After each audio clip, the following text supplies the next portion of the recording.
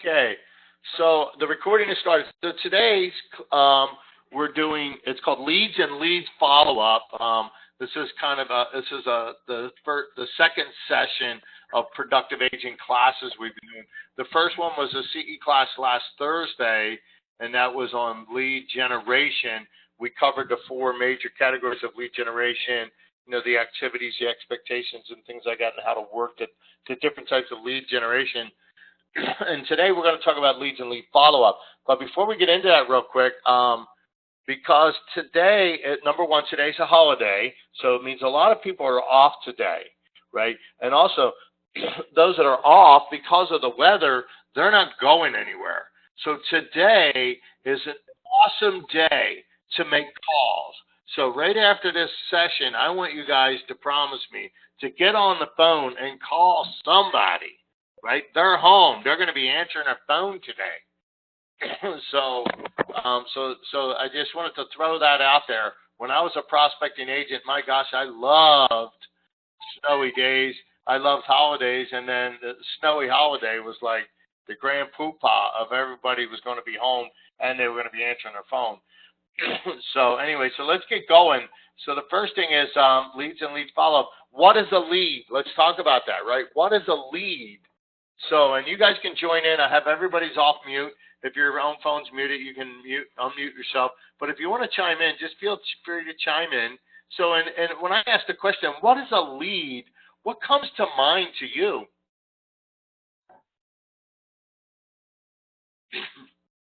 So, and then you'll hear various versions. A lead is, I got their name and phone number or whatever, right? So I have my own definition of leads, and these are not to be an exact science. It's just the philosophies or just the way that I view leads and how that, I treat it leads. So, so the first thing is, so a lead is someone you've had a two-way communication with and has answered three really important questions, right? If they don't answer these questions, you really don't have a lead. We'll talk about what you actually have if you don't have the questions. And it's so important to get these three questions. And they are why, when, and where. So in order to have a lead, right, you have to have some kind of communication where you've talked back and forth somehow, and you've answered the question why, when, and where, right? We got to know why they're moving, right? We don't want to be running around chasing something for somebody that really isn't that motivated, right? I mean, we all know if they're motivated, they're going to do what it takes. If they're not motivated, you're just spinning your wheels because remember, the pain of not moving has to be greater than the pain of moving. And if the motivation isn't high enough, they're not going to do it. So it's very, very, very, very, very important to know the why, when, and where, right? On a lead. So to have to what I consider a qualified lead, right? So, and this communication could be email, but I don't mean an automated drip email. So in other words, if they filled in a web form and then and you send an automated email, that's not a communication. That's a two-way communication. That's not two-way. I'm talking about where literally you sit down and you type out a message back and forth. You've been communicating with somebody via email or via text or, actually on the phone. I mean, I don't care if it's letters, you're sending letters. I don't care if you're doing smoke signals. As long as there's an actual two-way conversation taking place and you've answered the questions, why, when, and where, right? It's so important to know those three questions, why, when, and where, right? To have a lead. So that's my definition of a lead, or I should say a qualified lead, right? Then we'll go into the, the question always comes out, what about someone that fills out a form on my site? Isn't that a lead, right? That's the question. Or what if a friend says, call my friend, blah, blah, blah. Are they leads, right? And so, in some people's eyes, they may be leads. But based on my definition, they're not, right? Because you haven't had a two-way communication yet. You may know why, when, and where, right? If someone filled out a form and told you, but you really, but at this point, they're what I call, so the short answer is, are they a lead? No. That's the short answer. Let's qualify that, right? So why? Because there was no two-way communication, that's number one. But the other, so I consider these to be opportunities, right? There's a distinct difference between a lead and an opportunity. Someone that fills out a form on your website, we don't know. I mean, they could be kids. Who knows, right? They could just saw a house. There are people that just like to look at houses online. I've had people in my IDX site that have had a profile, a membership, whatever you want to call it, a profile, an account created for years. They look at thousands and thousands of houses. They're not buying; they just dig looking at houses. So, I mean, that's not a lead, right? That's just somebody that's looking at houses. So, in order to consider somebody a lead, it's very, very, very, very important. I can't stress this enough of how important it is to really have that two-way communication and to find out why, when, and where, right? The why, when, and where is really determines whether you have a lead or not. Why are you planning? So I'm curious, when you sell this, where are you guys going to? Oh, we're going to be blah, blah, blah. We're moving to South Jordan. Well, that's exciting. Well, how soon would you like to be there? And they go, well, we want to be there before school starts, right? So, if it's the summertime or something like that, okay. And then, why did you decide to move there? Well, we've outgrown the house and we want to sell this one and move. Okay, they're motivated. They're giving you why, when, and where. So, but you need to be asking these questions, and you have to make it conversational rather than an interrogation. If you make it an interrogation, it's not too much fun for them. So you just got to ask the question. So I always like to start off with, hey, when you sell this, where are you guys going? And then that way, because typically when they're selling something, they're excited, right, about where they're going, or in a lot of times. I mean, obviously, we got the 3Ds, the death, divorce, and debt. But if you're talking to somebody and they want to buy another house, I mean, they can get excited about that. So once you get excited about where they're going and get their mind focused on their new life, their new dream, the pleasure that they're moving towards, then it's easier to start getting some more of the qualified questions out of them. Does that make sense? So you always want to talk about what motivates them, where they're going first. You want to get them excited and happy. So we can actually hear your papers rustling. Remember, boys and girls, the slightest background noise is picked up by your microphone. We have these, $1,000 computers, $900 phones. They have very, very good microphones. And then it picks it up and then blasts it out of speakers. So what seems like off in the distance to you in your room is actually like blasting in our ears. So just be cognizant of that. Okay, so that's the distinct difference between an opportunity and a lead, right? Somebody that just maybe visited your site and looked at some houses, there are opportunities. And then you have a communication, find out why, when, and where, then they're converted into a lead. Does that make sense? So let's get on to the next. So now we're talking about, once you've identified that this person is a lead, then we're going to break them up into two major categories, right? So there's two major categories of leads, and they are someone that is, so obviously someone that answer why, when, and where, and you're going to hear me say that over and over and over and over throughout this presentation. I've typed it in so many times, and my agents will attest to you. The first thing I ask them when they call me, they're talking about something, I'm like, well, why are they moving? And if they're like, well, I don't know. And I'm like, well, then I can't help you. We need to know why, because if the motivation is strong enough, then we need to start coming up with a strategy, because sometimes what they want, isn't reality. I mean, it doesn't exist, what they want. But if they have to move, they have to move. And so therefore, you need to find out why so that you can really, really help them. So let's say their house is going to foreclosure in 3 weeks. Well, that's a good reason. And then that means, that's going to help us answer that, at that point, we don't really care where, because we know when, but they're highly motivated. We got to get the price to where it's sold in 3 weeks, right? And they're not necessarily short sales per se in this market. So, but there are people that actually lose their home that have equity. It's a crying shame, but that's just the way it is. So we're going to break up into two major categories.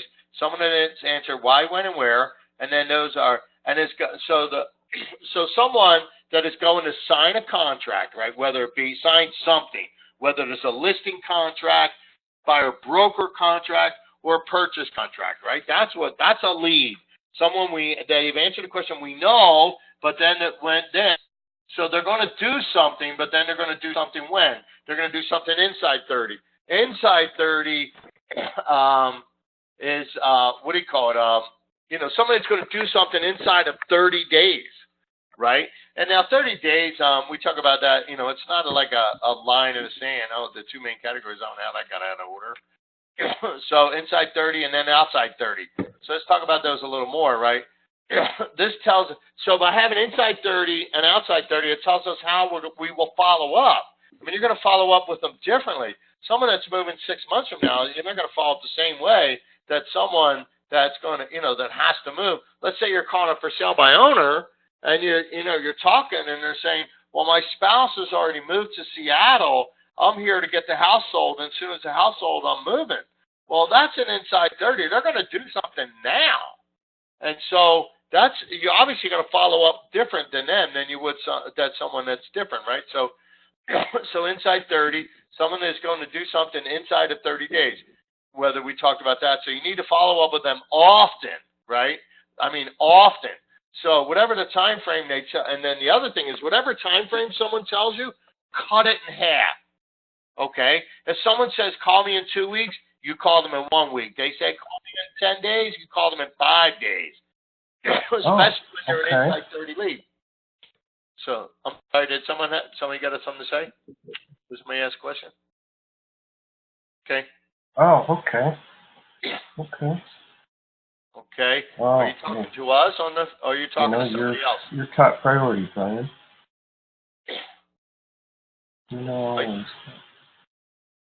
We can actually hear your conversation. Yeah. All right, I'm going to put everybody on mute.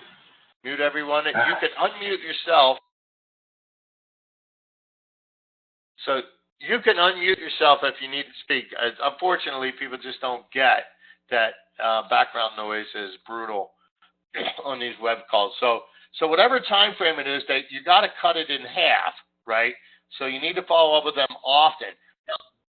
And so next one, so outside 30, let's talk about that. So someone that is going to do something outside of 30 days. Now, 30 days is not a hard line.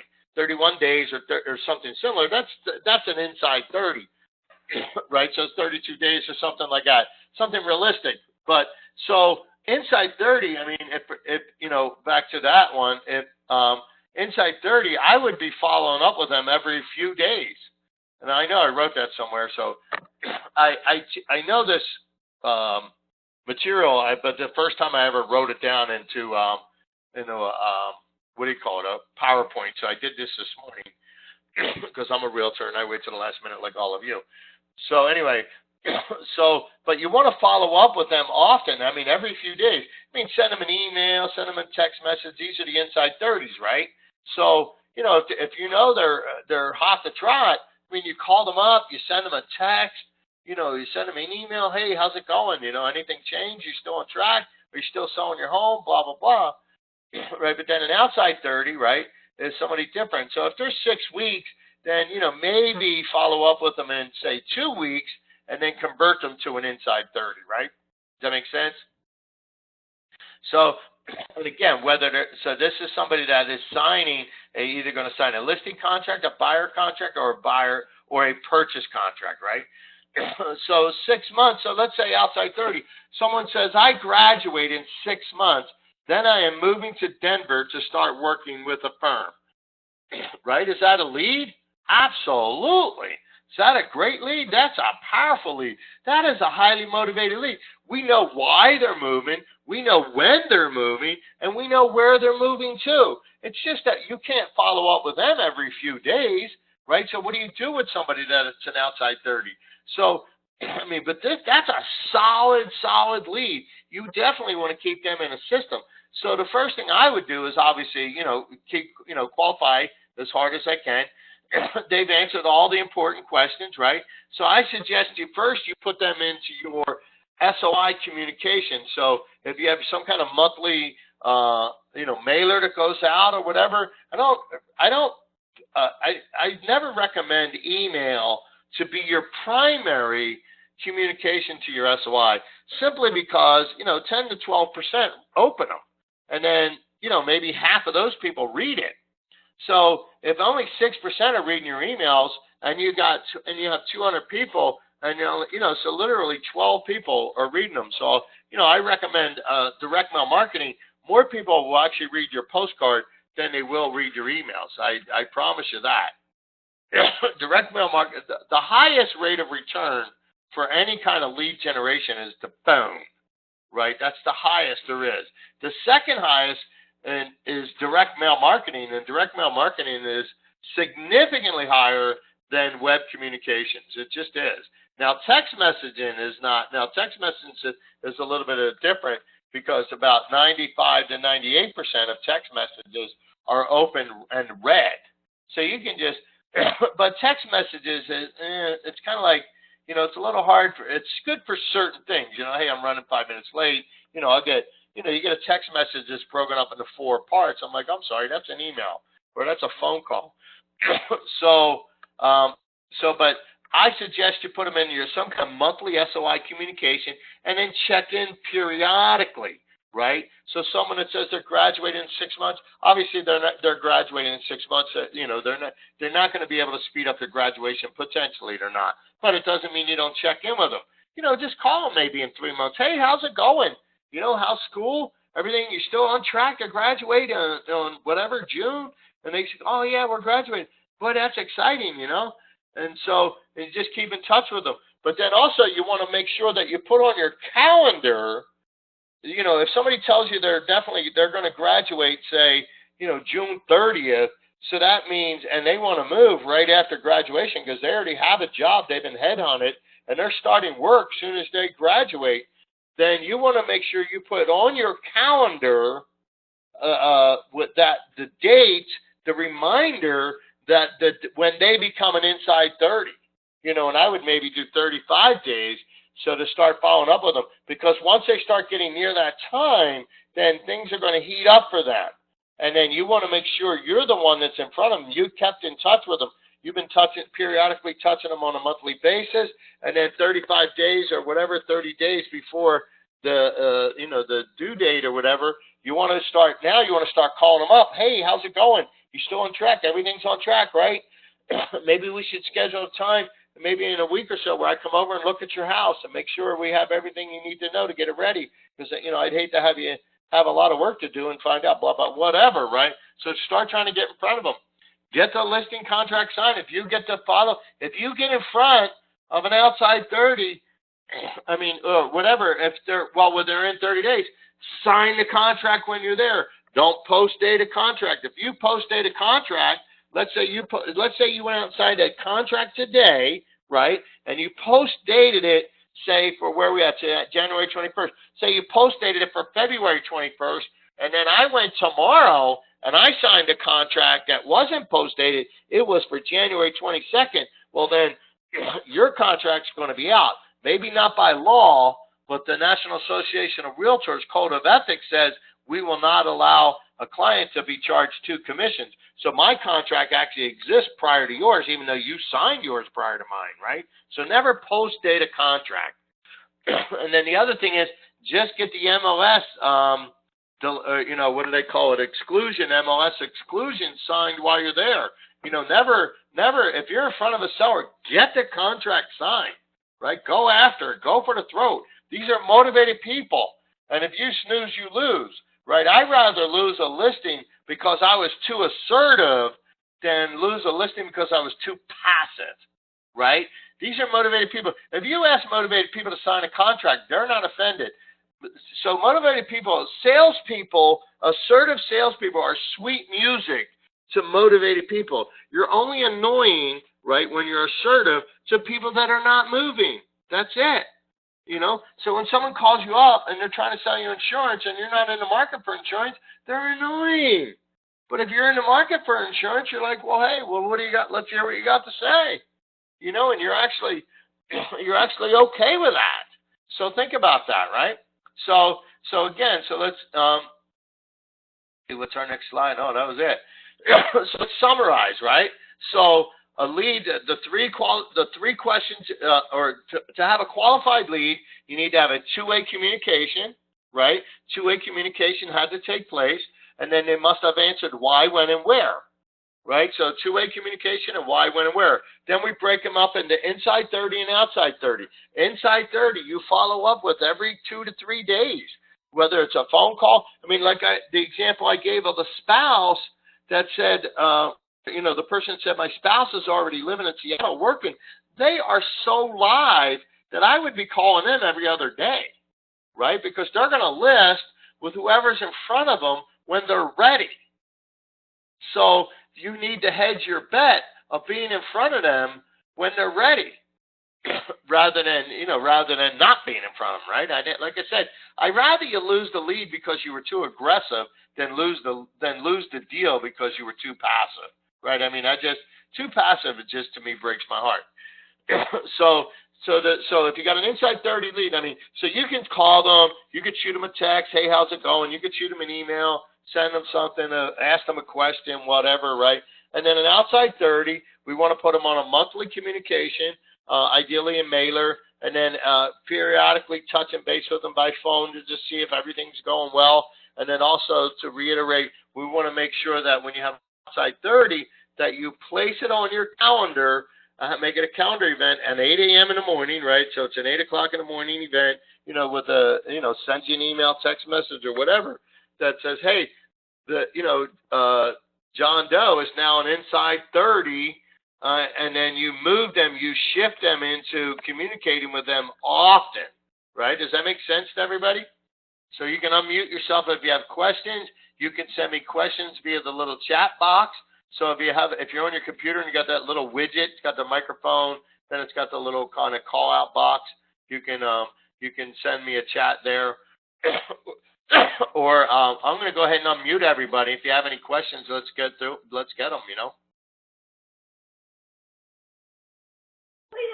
So everybody's unmuted. So does anybody have any questions? No, I've done a thorough job where you either that or you're all asleep, right? I lost you all. The internet went down. So that's what I got for now. So unless you have any questions, I'm going to go ahead and end the call. If you have any questions, you can always contact me, right? My number is 801-999-8209. Again, 999-8209. Or my email is rob@aubrey.net. Rob, R-O-B, @aubrey.net. That was a different class. Rob@aubrey.net. And, you can always ask me any question you want. I'm more than happy to take your call. Well, thanks for joining us today. Next Monday, if you haven't signed up, is the CE class called CMA with pencil and paper. For those of you that have never done a CMA by hand, this is a very, very good class for you to know. So most of you have been in the business to the point where you've always just chose listings and let the computer figure it out, which in my opinion is learning how to use a calculator, but never learned how to do long division and just don't know how to do it. And then, you need to know your times table. You need to know how to do long division before you should be able to use a calculator. Well, this is the same thing. You should know how to do a CMA. If you show up with a CMA and they ask questions and how that happened, and you don't know, well, that's shame on you. So come and learn. Sign up for that one. The email's been sent out. So if you have any, so we're going to get going here. So we hope to see you at the CMA class. And then remember, it is a snowy holiday. Today is one of the best days ever to make phone calls. So do me a favor, get on the phone, call somebody. They're required to have 10 digits in their phone number. That's the only qualification required to make phone calls. And here's another one, just to try this one on for size. Throw out a text message to 2 or 3 people at a time, not in a group text, and maybe 1, 2, or 3, do them individually. But just say, hey, I have a family I'm having a real hard time finding a house for. Who do you know that may be considering selling? Be very generic so that we don't care where they're selling. We're just looking, and we all have somebody we can't find a house for because they're not realistic in what they want. But that doesn't mean you can't ask, right? So anyway, so that's all I got. So without further ado, I'm going to end the call. And guys, I hope you have an awesome day. See you guys. Thank you, Rob. Bye. Bye.